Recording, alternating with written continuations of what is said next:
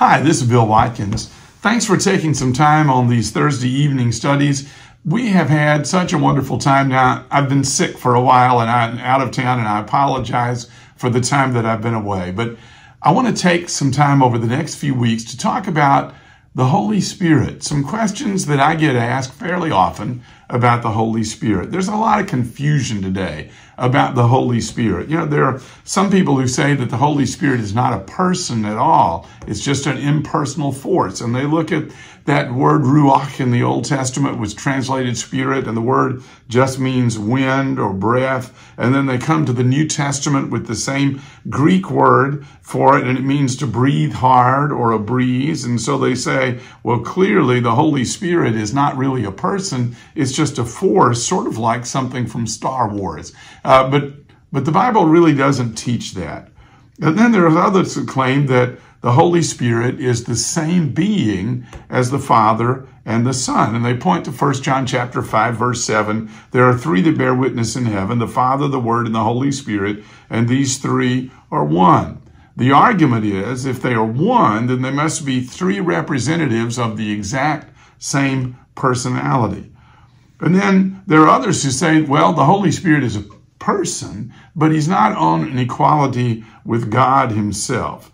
They quote like 1 Timothy chapter 2, verse 5, there's one God and one mediator between God and man, the man Jesus Christ. And according to that logic, Christ is not really God, and if he isn't, then neither is the Holy Spirit. And some believe that the Spirit is just something vague and indistinct and mysterious. But really, who is the Holy Spirit? When we talk about the identity of the Holy Spirit, let me just say up front that there are a lot of things about the Holy Spirit that we do not know. But the fact that we don't know everything doesn't mean that we cannot know something. Deuteronomy 29, verse 29 says, the secret things belong to the Lord our God, but those which are revealed belong to us and to our children forever. And God has revealed a great deal. You can know God's revealed truth. Jesus says in John chapter 8, verses 31 and 32, if you abide in my word, then are you my disciples indeed, and you shall know the truth, and the truth will make you free. So what does the Bible say about the Holy Spirit? Well, let me suggest to you, first of all, that the Holy Spirit is a member of the Godhead, and therefore he's a divine person.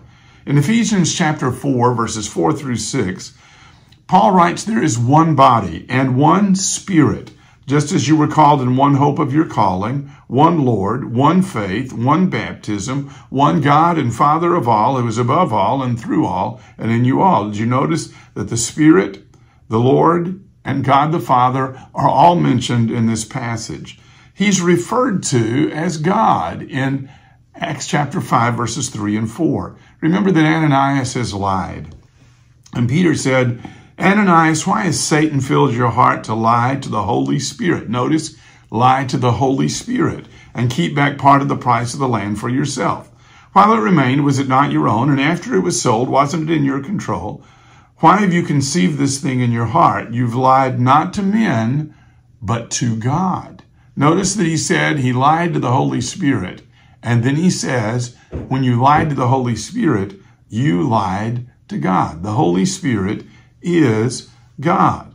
His name is associated with the Father and the Son, and so people are baptized into the name of the Father and of the Son and of the Holy Spirit. And that's Matthew chapter 28, verse 19.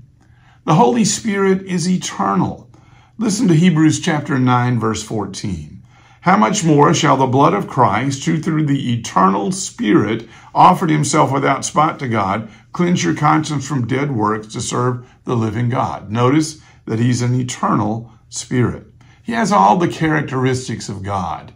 In fact, we're going to continue this thought next week. But first of all, let me just say the Bible's very clear about this. The Holy Spirit is a person, and the Holy Spirit is God. We'll talk more next week. Thanks for watching.